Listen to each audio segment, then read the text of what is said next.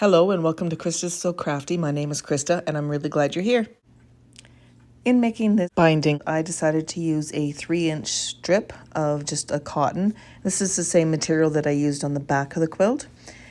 As I said, I'm doing a 3-inch strip and I made tons. Apparently I made way too much, but that's okay. I will definitely use it in another project.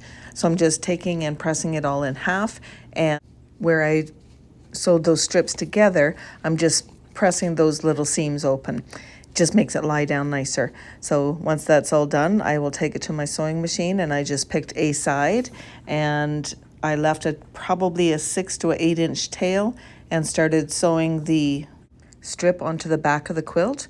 Once I got to the corner, I'm doing a mitered corner, so I just did the little fold section there and continued on around the whole quilt.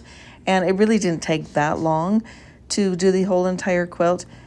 And then once I've done that, I move around to the front side and fold the material up and over and around, and I stitch right very close to the edge of the material. Again, when I get to the corners, I'm going to continue on with that mitered corner. There are other ways to finish up the corners, but I really like the look of the mitered corner. It just gives it a nice professional look.